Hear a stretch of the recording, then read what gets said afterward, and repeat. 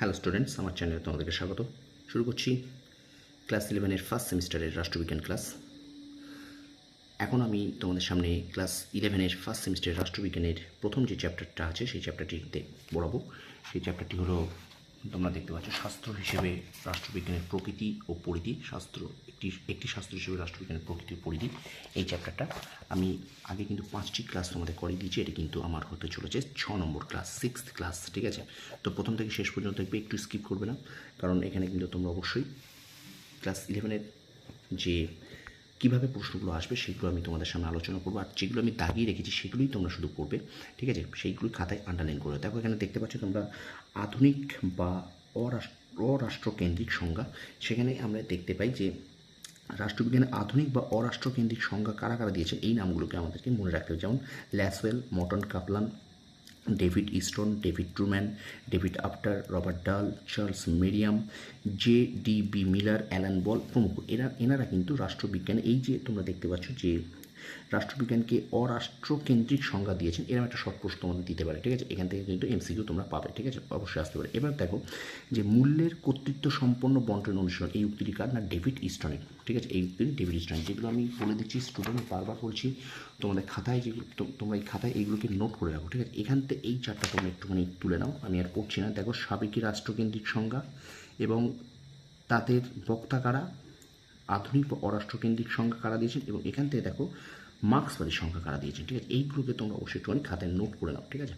খুব গুরুত্বপূর্ণ এই পাঠটা হতে যাচ্ছে। এইগুলো প্রত্যেকটা কিন্তু তোমাদের এখানে MCQ এখানটা আসবে। বিশেষ করে এই সাবেকি রাষ্ট্রকেন্দ্রিক সংজ্ঞা কারা দিয়েছে, এই পাঠটা, ঠিক আছে? এখান থেকে এই পাঠটা, এবং মার্ক্সবাদী সংজ্ঞা দিয়েছেন কারা, এই পাঠটা, ঠিক আছে? এইগুলোকে তোমরা একটু করে নাও, এইগুলো একটু খাতায় তোমরা লিখে নাও, ঠিক আছে? বারবার বলছি, এগুলোকে তোমরা একটু খাতায় লিখে নাও। তারপরে দেখো, তারপর চলে যাচ্ছি আমরা।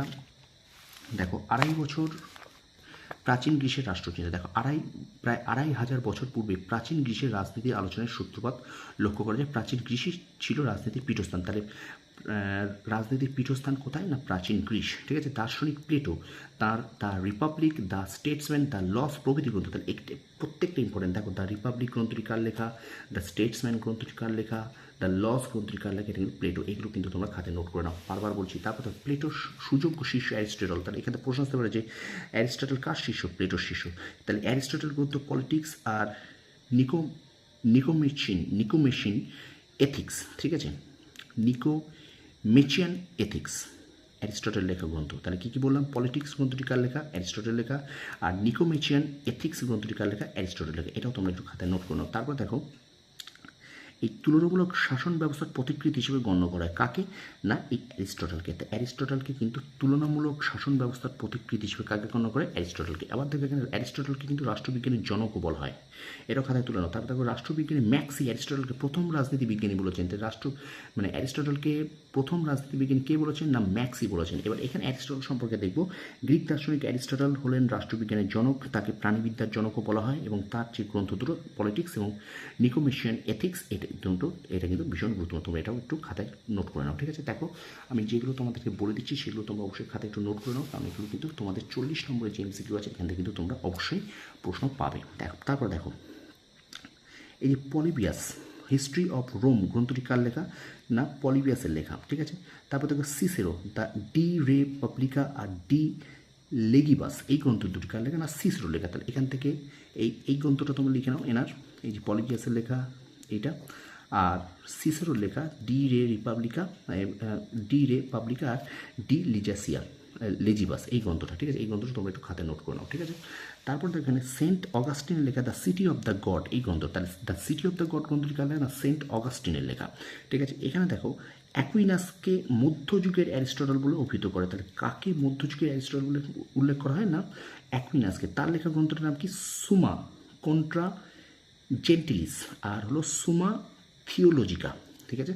তাহলে সুমা কন্ট্রা জেন্টিলিস আর সুমা থিওলজিকা গ্রন্থটি কার লেখা? না, অ্যাকুইনাসের লেখা। তারপর দেখো, এখানে বলছে পাদুয়ার মার্সিলিও ধর্মনিরপেক্ষ দৃষ্টিকোণ রাজনীতি, তার গ্রন্থটার নাম কি? দ্য ডিফেন্ডার অফ পিস, এই গ্রন্থটা একটু তোমরা লিখে নাও। তাহলে দ্য ডিফেন্ডার অফ পিস গ্রন্থটি কার লেখা?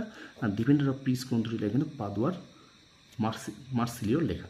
তাহলে অবশ্যই এই পর্যন্ত আমি 6th ক্লাস আজকে শেষ করলাম। ক্লাস 11-এর ফার্স্ট সেমিস্টারের রাষ্ট্রবিজ্ঞান ক্লাস, এই যেগুলো আমি অবশ্যই তোমাদের সামনে তুলে ধরেছি, যেগুলো আমি তলায় আন্ডারলাইন করে রেখেছি, সেগুলোকে তোমরা অবশ্যই খাতায় নোট করে রাখো। আমি আশা করি তোমরা এখান থেকে কিন্তু এইগুলো যদি এখন থেকে নোট করে রাখো, কারণ তোমরা মাধ্যমিকের রেজাল্ট বেরোবে, তারপরে তোমরা পড়াশোনা করে যারা ভেবে নিয়েছো তোমরা রাষ্ট্রবিজ্ঞানটা নেবে, তারা কিন্তু এখন থেকেই প্রিপারেশন শুরু করতে, কারণ 40 নম্বর এমসিকিউ, একটা হিউজ পরিমাণ কিন্তু এমসিকিউ তোমাদের জন্য রয়েছে। ঠিক আছে, তোমরা অবশ্যই আর কাল বিলম্ব করতে হবে না, তোমরা পড়াশোনা স্টার্ট করে দাও।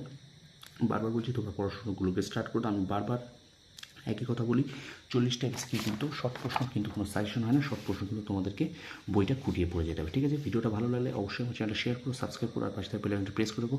একটু বেশি করে শেয়ার করো, বারবার বলছি একটু বেশি করে তোমার বন্ধুদের কাছে শেয়ার করে দাও। ঠিক আছে, আর চ্যানেল যারা প্রথম আছে তারা অবশ্যই আমার চ্যানেলটা সাবস্ক্রাইব করে রাখো, কারণ এই ধরনের ভিডিও তোমরা কিন্তু অবশ্যই প্রত্যেক দিনই পাবে আমার কাছে। ঠিক আছে, ইতিহাস, ভূগোল এবং রাষ্ট্রবিজ্ঞান, ক্লাস 11-এর ফার্স্ট সেমিস্টারের ইতিহাস, ভূগোল, রাষ্ট্রবিজ্ঞান এবং ক্লাস 12-এর থার্ড সেমিস্টারের ইতিহাস, ভূগোল, রাষ্ট্রবিজ্ঞান ক্লাস কিন্তু আমি কন্টিনিউ চালাচ্ছি আমার চ্যানেলে। ঠিক আছে, তোমরা সফল হও, তোমাদের সাফল্য কামনা করি। ধন্যবাদ।